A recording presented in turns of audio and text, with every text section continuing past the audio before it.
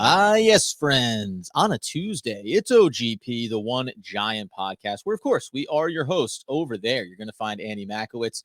Over here, you're going to find Adam Armbrecht. We are healthy, wealthy, and wise. Andy, I've decided, why can't I be a part of the good vibes? Every single time that we come on, every morning, you're always healthy, wealthy, and wise. Why not me? Why not me?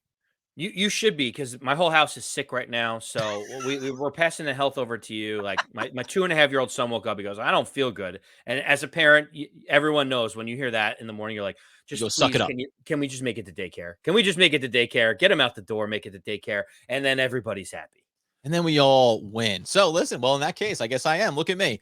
A vision of health. As we dive in, of course, yesterday we were talking about not only the James Bradberry situation, but also compensatory picks, some of the commentary from Brian Daboll and Joe Shane on Daniel Jones. It was all good. I hopped on for a live because James Bradberry officially was released. It ultimately came down to Joe Shane and the market and things just not panning out from all the different angles that we basically said. Before we get in specifically just to what's the most important short-term information, and that is the dead cap for the New York Football Giants. The biggest takeaway in terms of new information was just that there were potential opportunities, like with the Houston Texans. However, it was reported about $5 million apart for James Bradberry and the Texans in terms of where he thought his value was versus where the Texans were willing to pay for him, right? Yeah, so it sounds like the Texans wanted to trade for him prior to the draft. There was a potential offer on the table. The Giants and the Texans had agreed on compensation. However, from what people are reporting on Twitter, it sounds like the Texans wanted to extend Bradberry or restructure the deal, and they were about $5 million apart in terms of wanting to have Bradberry there for a multi-year situation. And so Bradberry, to looking around saying, what is my market value, or what do I perceive my free market value to be, said, I'm not interested in this, because then I have to go to the Texans, who are a rebuilding team. I don't get to pick my team, and you're dictating what the market is. I'd rather just get outright released and then have the team of my choice at the salary that they're ending up paying me. And you can see the Texans decided to say, okay, we're too far away. They go and draft their, Stingley Jr. with the 3rd overall pick. That closes the door on that potential trade partner, and we're left with James Bradberry and outright releasing him. Yeah, and ultimately, if you're James Bradberry, the idea of we talked about this, right? Really good 2 years ago, down season this past year. If you think you can still go out and get a contract, you'd rather go somewhere now as a free agent, do a 1-year deal, reestablish your market value, and then maybe try to cash in one more time, as opposed to end up on a team that you don't think is really going to be ready to compete. That being the case, the biggest implication now, since we wish him well, hopefully he doesn't go to a division rival like the Philadelphia Eagles, like the Washington Commanders. Of course, 2 teams in the division have to be interested in his services. But the bigger piece was what it meant for the Giants in the short term and the long term. Joe Shane talked about all offseason. I don't want to take on restructure contracts if I don't have to, right? Did some things with Blake Martinez and with Sterling Shepard. This was the big one because it represented clearing 10 million in cap space, north of 10 million, which was important, obviously, but also taking on a significant dead cap hit. And when we talk about where the Giants currently now stand on this, we'll throw up a graphic over on YouTube here where this was reported there over on Twitter yesterday by Giants Daily. When you look at the amount of players that are going to get carried over here, north of 32 million in terms of dead cap money on the books for the upcoming season for the Giants, 11.7 for James Bradberry, 11.4 for Logan Ryan, 4 million for Nate Solder, 2.4 for Kyle Rudolph. Logan Ryan for the grievance that could add into that would be another 1.2 potentially, along with smaller numbers. These aren't the really important ones. Devontae Booker, Riley Dixon, Sam Beal combined for about 1.5 million altogether there. But it's a lot of numbers. And ultimately, this is about the previous regime, big money spent. And unfortunately, even in the moment when it looked like a great player to go get in James Bradberry, you're seeing the penalties that you can pay on the back end when you extend a player, restructure a player, or maybe pay a little bit over market value for certain guys that you like a Logan Ryan, but ultimately is probably a replaceable piece at a better number. I mean, Adam, there's a bunch of numbers that stick out, but the Logan Ryan one feels like it sticks out more than the James Bradberry one. I feel like we understand the context behind James Bradberry. There was a $20 million plus cap hit. You could save half the money by outright releasing him. Even though he's a good player, you need that money to sign all of your draft picks. I totally get it. Logan Ryan was 11.4 million in dead cap for this year. The Giants saved something like 400 or 500 grand by outright releasing him. I think if that, it just is a very puzzling situation to say we're just going to outright cut a guy that may still be able to contribute, and we're just going to eat 11.5 million of dead cap. And it makes you think the Giants are really saying we need to rebuild this. This is not a 1 year thing. It seems like if they thought that they can compete, Logan Ryan would still be on this roster today. Yeah, yes, if they thought they could compete, he could be on the roster. And also, unless you think you're competing, there's different definitions, right? Competing for the Giants in the short term can be being in games, being capable of winning games, right? Trying to be around a 500 team as you're working your way through the season. You can do that without Logan Ryan. If you think that Logan Ryan, teams that are already looking at themselves as division winners and playoff contenders, those are the teams that go, oh, Logan Ryan at that number, we can really use him. He's going to bring value to this team. So I don't begrudge any of these. Again, this is the thing that I've said the entire time since Joe Shane was hired, since the new GM and new regime came in. Don't be surprised by anything that gets done. We batted around what they could, should, or would do. But the reality for me was it doesn't matter what your name is. It doesn't matter the amount of money that's attached to you. You are not an automatic based on what normally would be for a previous regime factors that would keep you around, right? If this was still Dave Gettleman, Bradberry's still here. Logan Ryan is still here, right? All of these things would look a lot different. But a new regime just says, I know we're already in a hole. So does it matter if I dig a foot deeper when I'm 30 yards down? No. And then, by the way, that means that I get myself almost back to the surface immediately next offseason. Yeah, the one note I'll say about Logan Ryan, and think about this. Think about how much confidence Dave Gettleman had that Logan Ryan was going to be like his starting safety this upcoming season if he was here. Like the way his contract was structured, like 11.5 million in guaranteed money that would go away with only 400 in cap savings. That's how confident Dave Gettleman was. And it just shows in a seismic shift in the strategy behind Joe Shane and what Wink Martindale's defense may need, and ultimately where we want to spend the money for Brian Daboll and Mike Kafka's offense. Oh, yeah, 100%, right? And we know Daniel Jones is on this team. What a great transition from Andy Makowitz. Pro's pro. He is on this roster. And so one of the things that Andy and I bat around is Daniel Jones. What's the long-term future? Listen, as we said with a lot of guys, once you're on the roster, once you're on the team, I'm rooting for you. So as we get towards this year and we get towards rookie mini camp and into training camp, I'm rooting for Daniel Jones to be successful because that means that the Giants are successful. And when we think about what Mike Kafka and Brian Daboll are going to bring to the table, you're obviously looking at the Buffalo Bills and you're looking at the Kansas City Chiefs. And there's some pretty clear, I think, comps from each roster that we can look into this wide receiving room and then even into the backfield and start to set some expectations around what we want to see happen. The first interesting thing for me was, and we'll tie this into what it means for Daniel Jones and how they can use him effectively. But both teams in Kansas City and in Buffalo want to work the intermediate, work the underneath stuff, and then also go for those big hits. We know when you go out and get a player like Stephon Diggs, that's what you're looking to accomplish. When you have a speedster like Tyreek Hill, that's what you're trying to accomplish. The interesting thing is, in Kansas City, they work, as we were talking about this pre-show, high to low. They want to blow the top off you early and then open everything up underneath so that they can just pick their spots, create some spacing that we'll get into here in a second. Whereas for Buffalo, they reverse that engineering and they say, let's set the table low. Let's set it underneath with some of those quick releases, get it out of Josh Allen's hands in a hurry, and then look to set up those big opportunities down the field. When you hear those two versions of an offensive concept, what's your preference for Daniel Jones? Because we'll get into these players here and who can be successful and why they can be successful, actually, I think, and why I'm getting pretty confident in what this offense can do.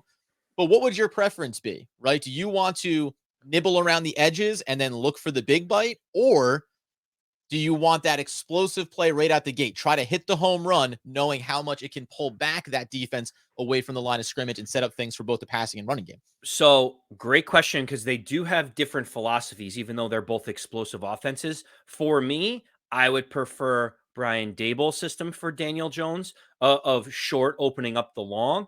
And the reason why is has a lot to do with our man Daniel Jones. And the idea of Daniel Jones's comp is, let's not say he's either Patrick Mahomes or Josh Allen. That would be very foolish. If you He's ask just me, Daniel Jones, right? he's just Daniel Jones. He is his own man. Just If I DJ. if I were to ask you the best version of Daniel Jones looks most like whom out of Patrick Mahomes and Josh Allen, I would venture to say that it is more Josh Allen than it is Patrick Mahomes. I mean, let me get your That's quick thoughts interesting. on that. Yeah, that's, you know what? Here's the only reason why it's interesting is because and again, understand the context we're putting this in. We're comparing two systems. We're not comparing Daniel Jones to Patrick Mahomes or Josh Allen in this moment, specifically. But what's interesting about it is the thing that I think Patrick Mahomes does less of, and what Josh Allen does more of, is use his legs, right? Be physical as a runner. The thing that I don't think Daniel Jones can do a ton of based on health and the recent sample size we got from him is be a physical runner. So I might actually look at it a little bit more.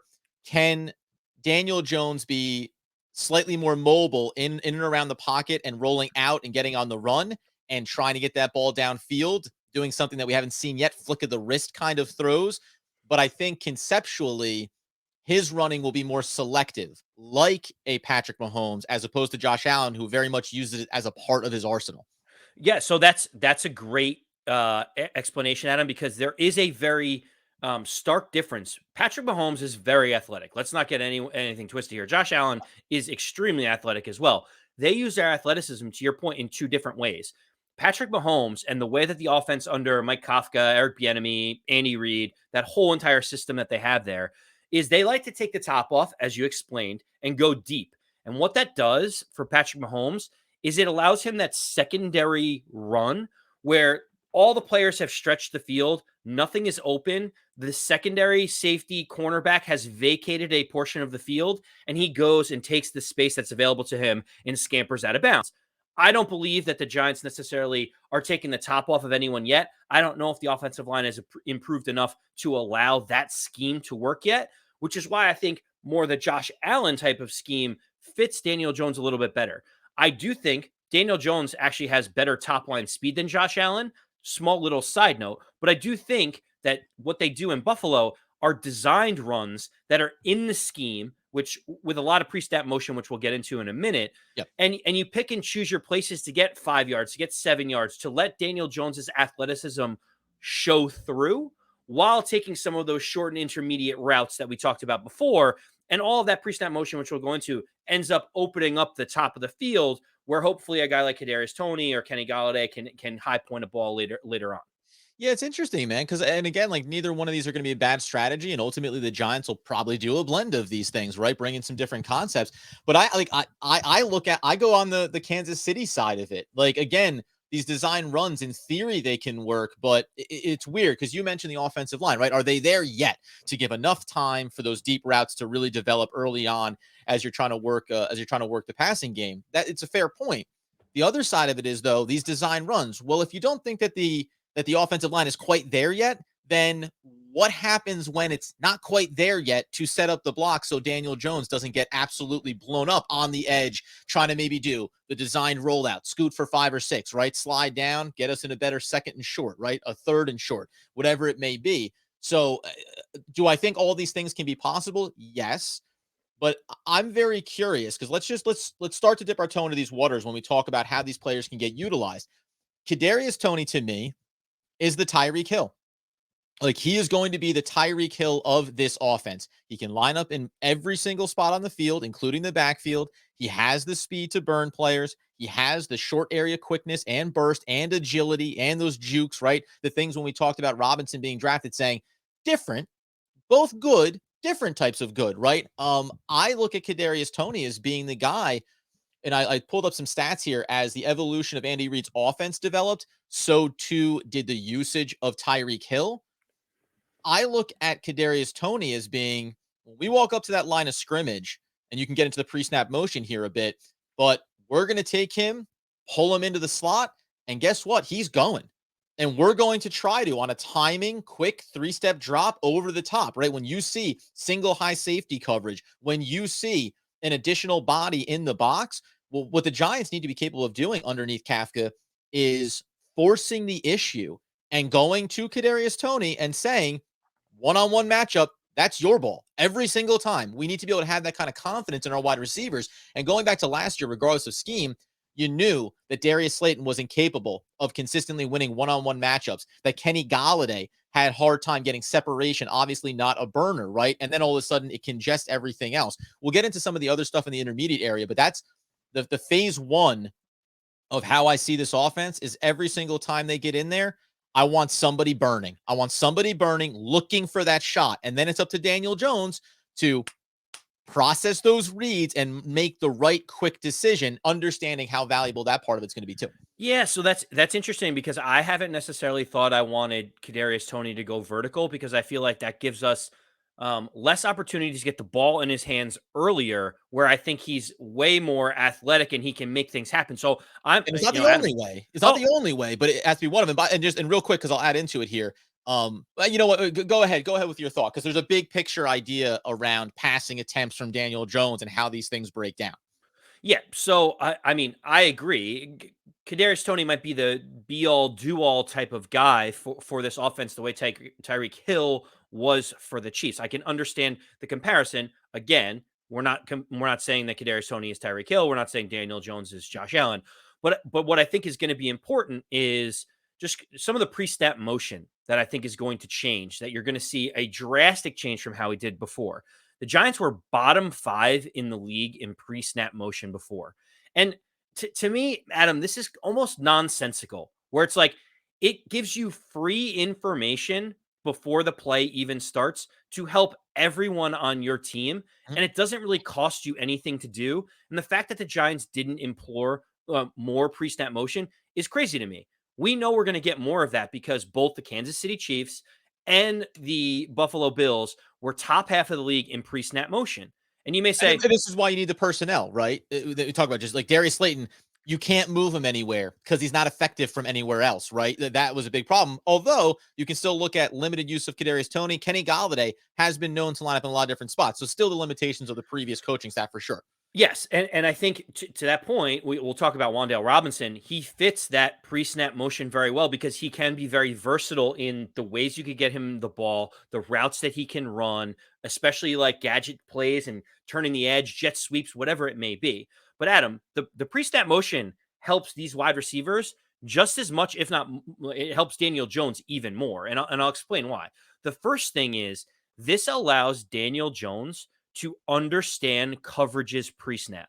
I cannot stress this enough, where you send people in motion and seeing how the cornerback or the linebacker or the safety reacts to sending that player in motion tells you if he follows him, they're in man. If they bump over people, across the line, they're in zone and they're playing specific areas of the field, not players.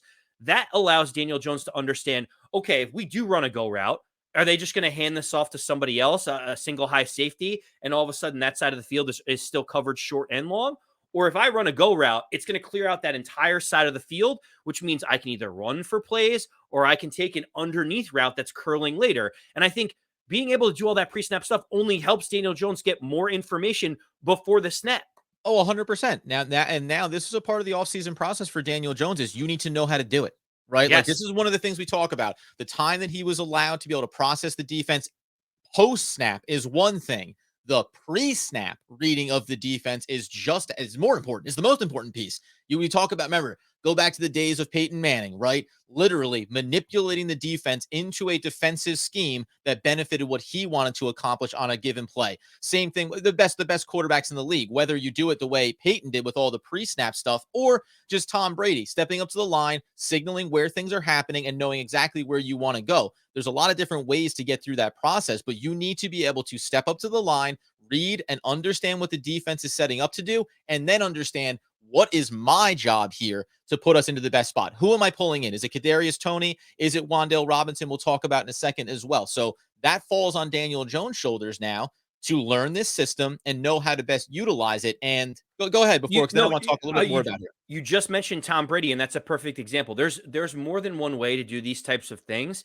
Tom Brady and the Tampa Bay Bucks, I think, had the least pre-snap motion of any team in the NFL. And you may say, well, Andy, you were just saying, why not get the free information? It's like, well, guess what? Tom Brady looks at a defense and is able to diagnose that without having to do any pre-snap motion. He knows, And then you can just based trade on the route combinations that you want everyone to work. right, exactly. He has a different style of doing it because he's the best ever at what he does. He doesn't need to do all this glitz and glamour to change all these things up. He can look at it very similar to like how Peyton Manning can look at the formation and look at where people are and just say, I know exactly what they're going to do. They're going to do cover 2 zone. They're going to do this, that. So I know and I expect already what routes are going to be the right ones, and I will just call it accordingly.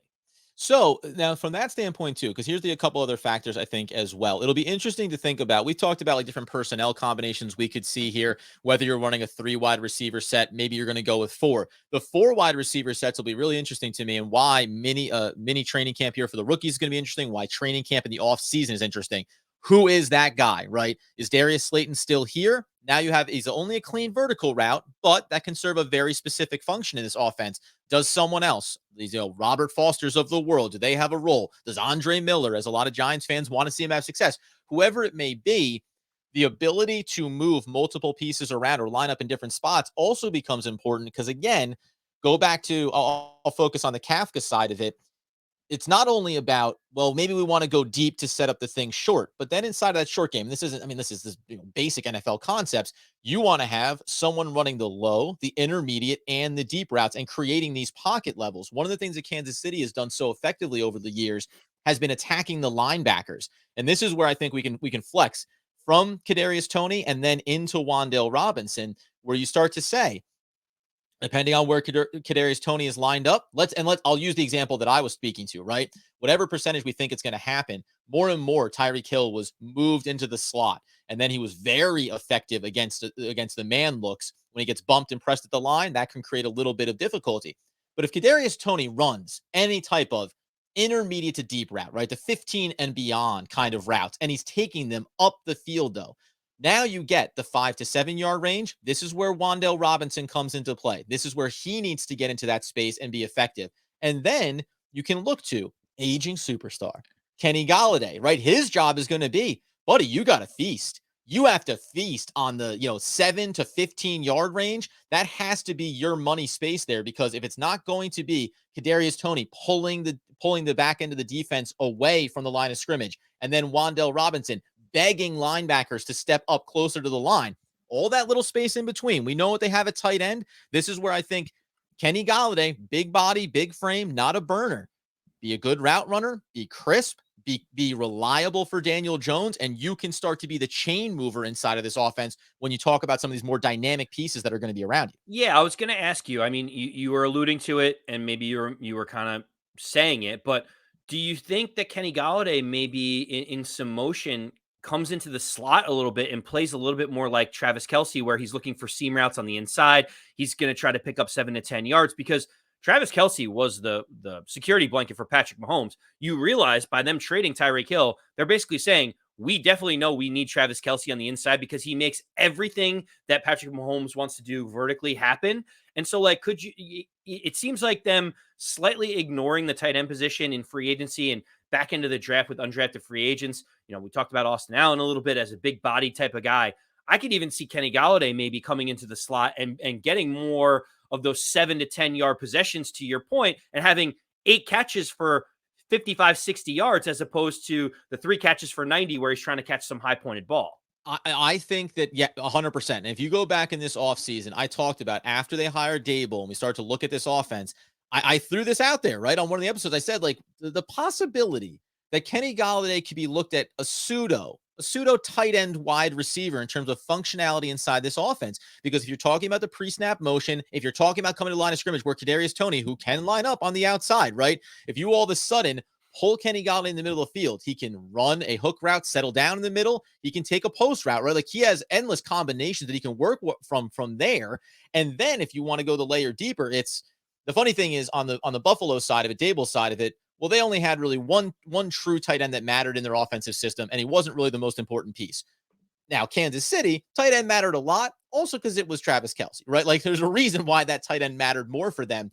But if Kenny Golladay can come inside in these formations and take the defense away, now speed and quickness underneath between Wan'Dale Robinson and Kadarius Toney, now you're hopefully wreaking havoc when you get the right looks and you have this terrible disaster defensively of saying linebackers quick, grab these two shifty, speedy wide receivers in these underneath and intermediate routes. So, I mean, that's just, yeah, that's the wide receiver core side of it, let alone we haven't even gotten into what I think the running game should look like for this team. Okay, before we get into the running game, I have Sure. a question for you that it's been burning in the back of my mind because I look at all these different stats and I'm like, I'm this is juiced. just unbelievable.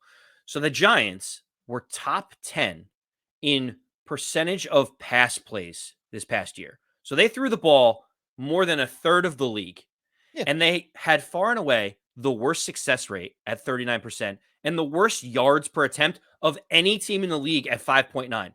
Do you feel like that is like, what do you think is the biggest cause of that? Was it the scheme?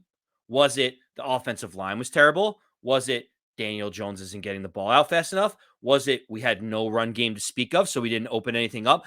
There clearly that is the thing that has to change most is how we can't get 5.9 yards per attempt on a pass play in the NFL. You can't do it when other teams are getting 8, almost Oh, no 9 idea. yards. You can't have teams getting 50% more on every pass play than you are. It just doesn't happen in this league. So if you had to pin down what you think it was, which thing was it that was the biggest factor in all this, and how is that going to change under the new regime?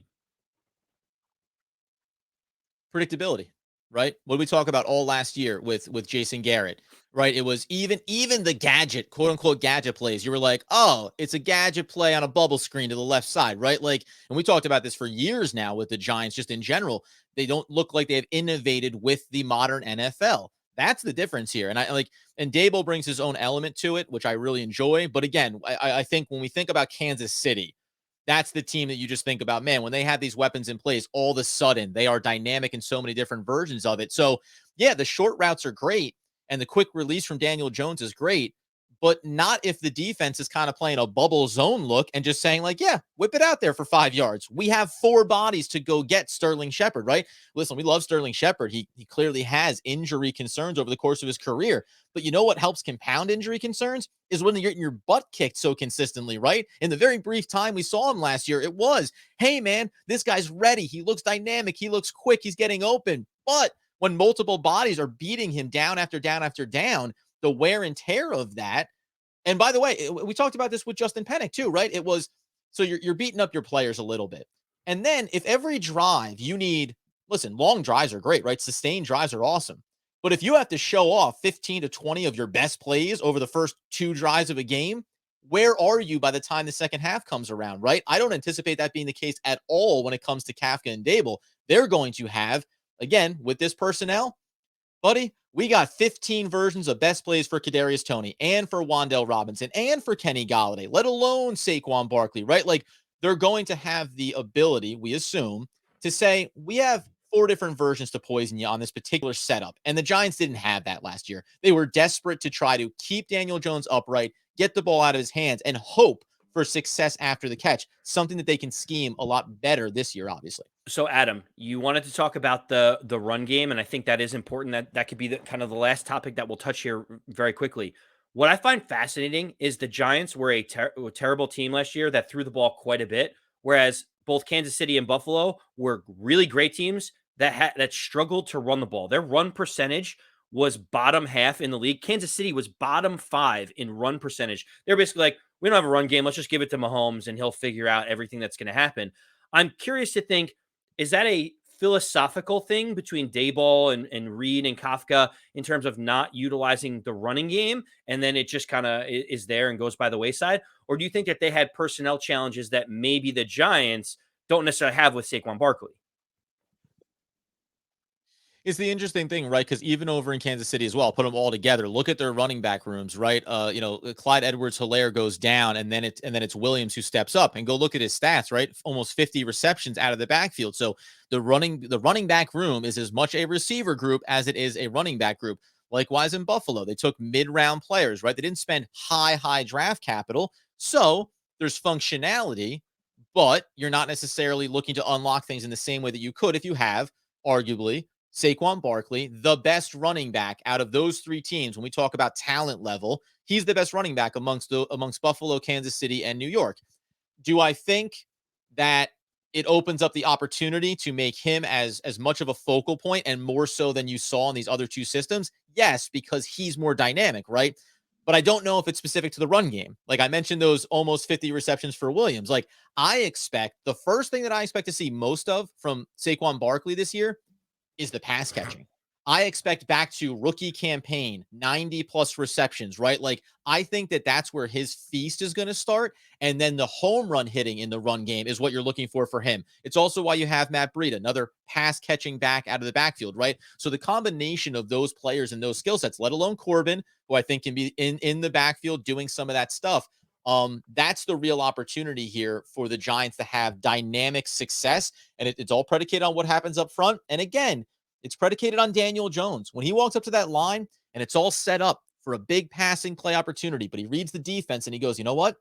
Draw play to Saquon Barkley, right up the gut. Watch him get through on a weak linebacking set there. Or quick swing pass out of the backfield, right? Daniel Jones is going to have all the tools and all of the information underneath Kafka and Daboll. It's his choice, his mental makeup from a football standpoint that is going to dictate the level of success that he can have. Understanding it's not perfect. The offensive line isn't totally solved, but your bookends are there. It's the best offensive line you're going to have your entire career so far. You need to be able to utilize all of these weapons. And we're going to keep fleshing this out as we work our way through this offseason. But at the end of the day, Adam, to what you just said, at the end of the day, picture this. Week 1, a revamped offensive line. We have a 3 wide receiver set, Saquon Barkley in the backfield. The Giants pre-snap motion, and they send Barkley out next to the wide receivers. And all of a sudden, you have a combination of Kenny Golladay on one side, Wan'Dale Robinson, Kadarius Toney, and Saquon Barkley on the other, giving pre-snap motion to defenses. That has to be scary to figure out where the ball goes, because if you're a half a second behind any of those players, they can burn you for a touchdown. And that's what makes me excited about getting more creative and giving more pre-snap motion, because the empty backfield, especially with an athletic quarterback like Daniel Jones, is going to be in play for this offense under Daboll or Kafka, however they want to run it.